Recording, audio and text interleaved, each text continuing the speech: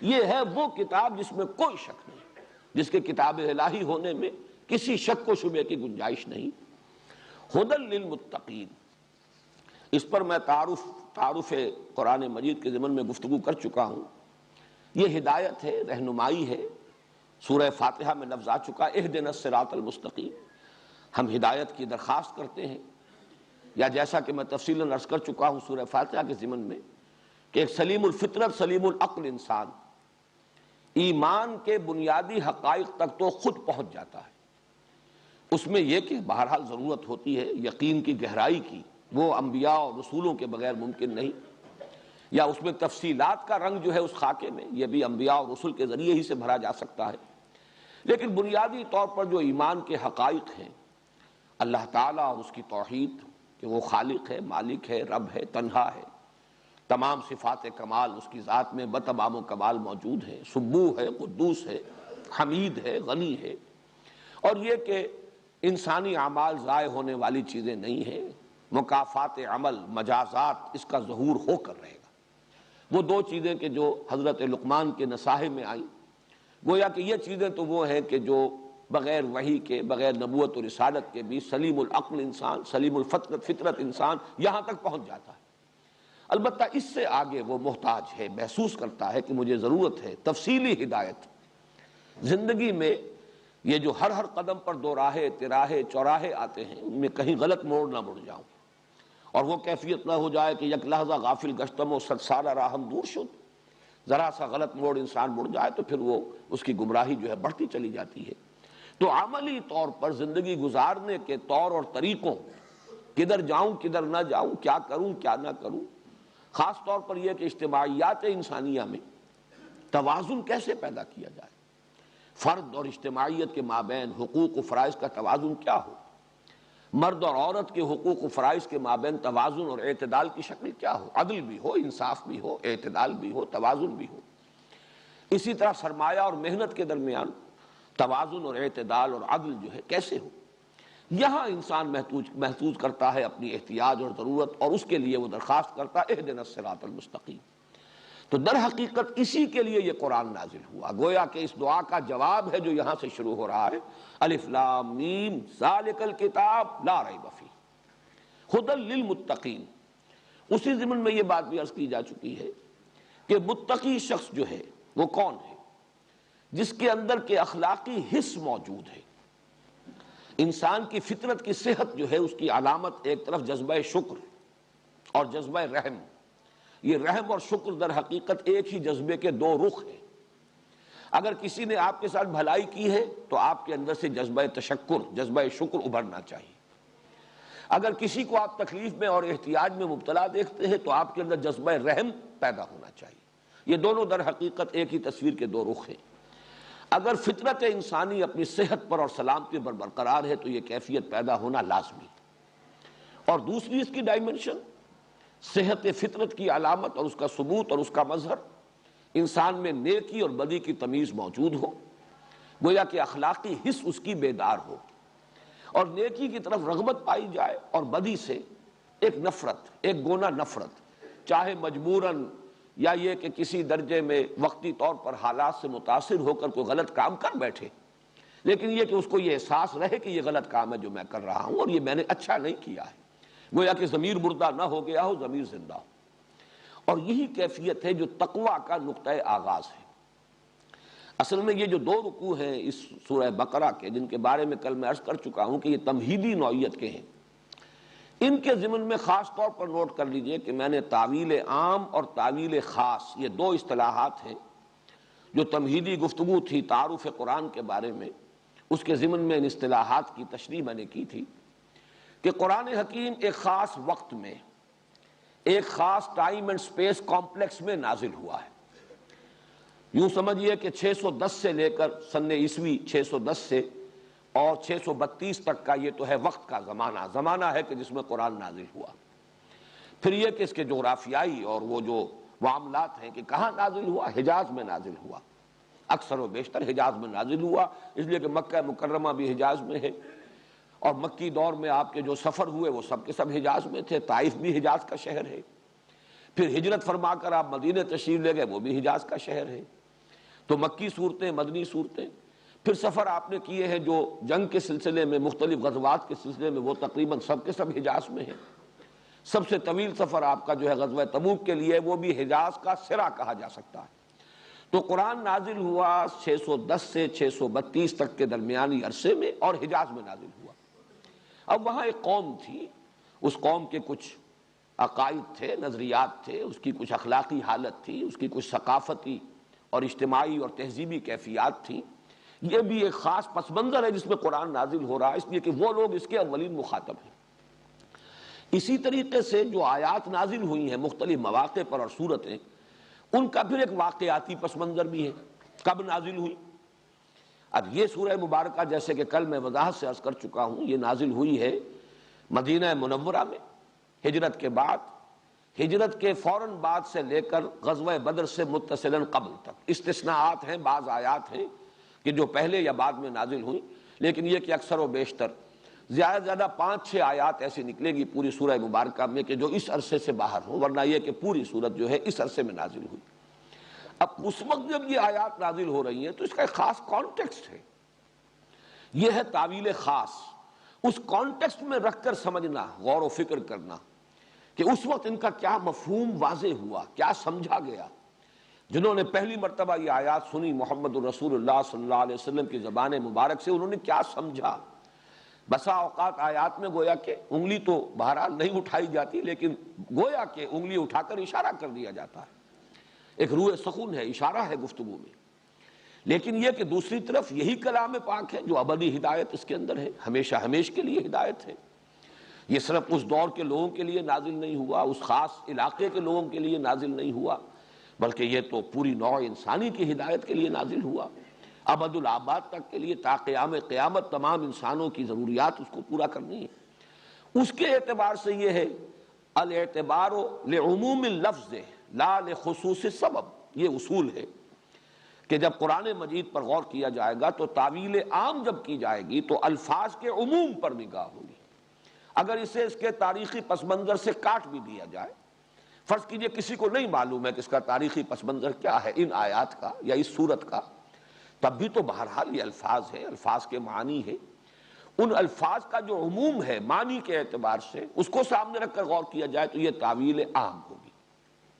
ان دو رکوعوں کے اعتبار سے بڑی اہمیت ہے اس کی کہ اس کو علیحدہ علیحدہ سمجھا جائے.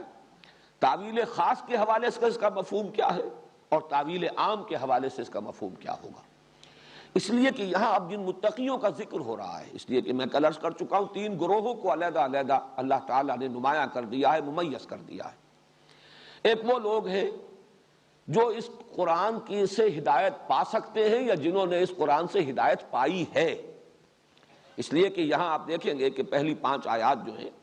ان میں جہاں دوسری آیت میں لفظ آیا ہے ھدی للمتقین، لیکن اختتام ہو رہا ہے اولئک علی ھدی من ربہم. یہ کتاب ہدایت ہے ایسے متقیوں کے لیے جن کی یہ صفات آ رہی ہیں، اور یہ متقی لوگ اپنے رب کی طرف سے ہدایت پر ہیں. یہ گویا کہ دونوں مفہوم ہو گئے کہ ابتدا میں تو یہ بیان کیا جا رہا ہے کہ اس کی ہدایت سے استفادہ کون کر سکتے ہیں یا کنہوں نے کیا ہے، اور آخر میں بیان کر دیا کہ یہی لوگ ہیں کہ جو گویا کہ اس کتاب کی طرف سے جو ہدایت ملی ہے یہ اس کا مرقع ہے، اس کا نمونہ ہے. اگر دیکھنا ہو جیسے کہ ہم کہتے ہیں کہ درخت کو اس کے پھل سے پہچانا جاتا ہے، اس کتاب کی تاثیر کو دیکھنا ہو، اس کی ہدایت کے اثرات کو دیکھنا ہو،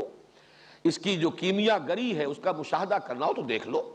یہ محمد کے ساتھی موجود ہیں، یہ ابو بکر ہیں، یہ عمر ہیں، یہ حمزہ ہیں، یہ طلحہ ہیں، یہ زبیر ہیں، یہ مصعب بن عمیر ہیں. یہ تمام جو ساتھی ہیں محمد کے صلی اللہ علیہ وسلم، یہ اس درخت کے پھل ہیں. ان سے پہچانو کہ یہ کتاب ہدایت کتنی عظیم ہے. اس اعتبار سے تو گویا کہ تعویل خاص جو میں کر رہا ہوں اس کی روح سے تو ان کا ہدف اور ان کا مصداق ہے صحابہ کرام، جن کی ایک بڑی جمعیت حضور کے ساتھ منتقل ہوئی ہے، ہجرت کر کے نقل مکانی کر کے مدینے آئی ہے. حضور تنہا تو نہیں آئے، بلکہ آپ کے علم میں ہے کہ اکثر صحابہ جو ہیں وہ تو پہلے تشریف لا چکے ہیں مدینہ منورہ میں. حضور نے کافی پہلے اجازت دے دی تھی صحابہ کو کہ چلے جاؤ، اور خود منتظر رہے یہاں تک کہ واضح اور صریح اجازت اللہ تعالیٰ کی طرف سے آ گئی، تب پھر آپ نے سفر کیا ہجرت کا. تو یہ گروہ ہے کہ جو پہنچ گیا مدینے میں. گویا کہ ان کی طرف انگلی اٹھا کر اشارہ کیا جا رہا ہے کہ اس کتاب کی برکات کا اگر مشاہدہ کرنا ہو، اس کے اندر جو ہدایت مثمر ہے اگر اس کا ایک ثبوت دیکھنا ہو تو دیکھ لو، یہ صحابہ کی جماعت موجود ہے۔ یہ تو ہوئی تعویل خاص، اور تعویل عام کیا ہوگی کہ ہمیشہ ہمیش کے لیے بھی اس کتاب سے اگر کسی کو ہدایت پانی ہے تو اس کی کچھ شرائط ہے، جب تک یہ شرائط پوری نہیں کی جائیں گی اس کتاب کی ہدایت سے انسان استفادہ نہیں کر سکے گا، وہ بھینس کے آگے بینگ بجانے کے مترادف ہو کر رہ جائے گی یہ کتاب، اس لیے کہ یہ شرائط ہوں گی تو استفادہ ہوگا۔ اس اعتبار سے صرف لفظ تقوی پر غور کیجئے کہ ھدی للمتقین، تقوی کی اصل اساس کیا ہے؟ تقوی بنا ہے وقا یقی سے، وقا کے معنی بچانا، اسی سے وہ فعل امر ہے جو اس دعا میں ہے وقنا عذاب النار، اگرچہ فعل امر صرف قے ہے، واو تو اس میں حرف عطف ہے، لیکن یہ کہ عام طور پر وہ وقع سے شاید زیادہ لوگ سمجھ لیں، یاد رہ جائے۔ وقنا عذاب النار ہمیں بچا آگ کے عذاب سے، لیکن یہ کہ اس سے جب باب افتعال میں مصدر آتا ہے ابتقا واو کے ساتھ، وقع سے ابتقا بنے گا، لیکن وا اور تا جو ہے یہ مل کر اتقا، تے پر اب تشدید ہو گئی، اتقا کے معنی بچنا، یہ اس کا لغوی مفہوم ہے بنیادی، بچنا، بچنے کی خواہش رکھنے والے، کس چیز سے بچنا؟ یعنی وہی جو بات میں نے عرض کی تھی کہ جن کی فطرت صحت پر قائم ہے، پرورٹ نہیں ہوئی، جن کی فطرت مسخ نہیں ہوئی، وہ فطرت اگر اپنی صحت اور سلامتی پر برقرار ہے تو ان کے اندر اخلاقی حس ہوگی، وہ پہچانیں گے کہ یہ نیکی ہے، یہ بدی ہے، اور بدی سے بچنا چاہیں گے۔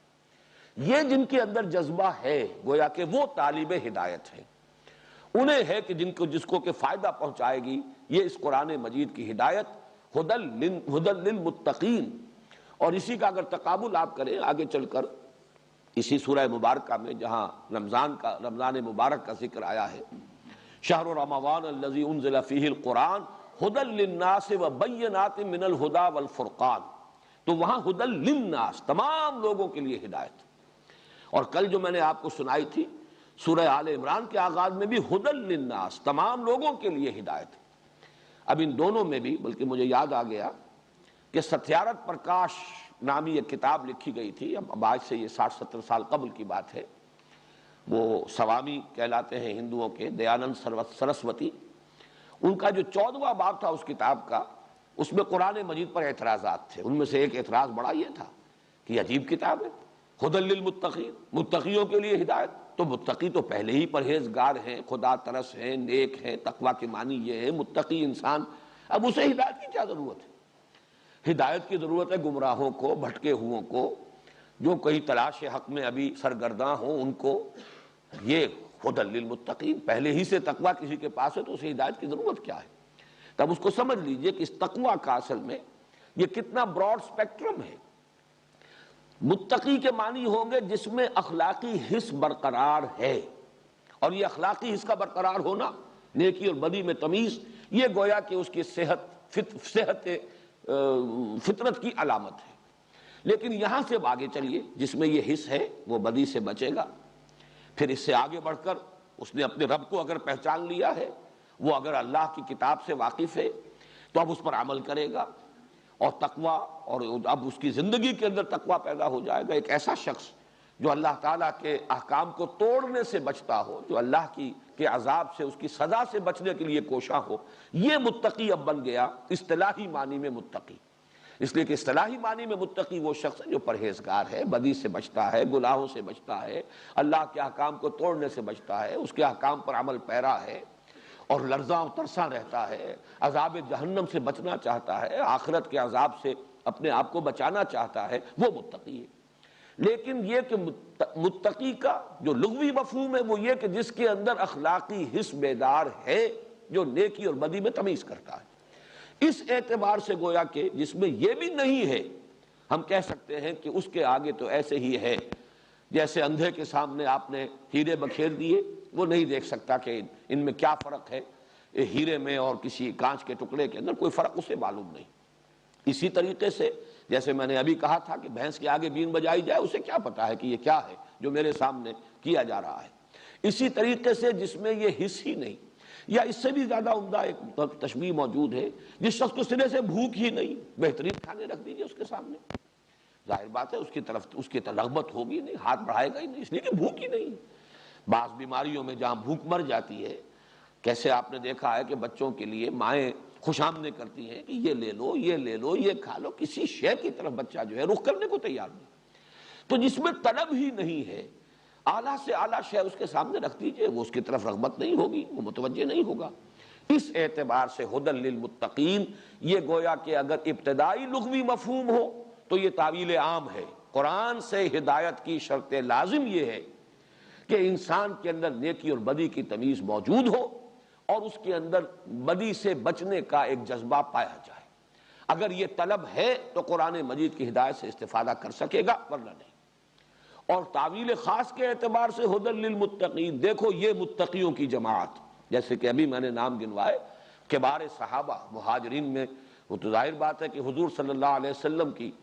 جو تربیت ہے اور قرآن حکیم کی جو ہدایت ہے نظری اور فکری اور علمی،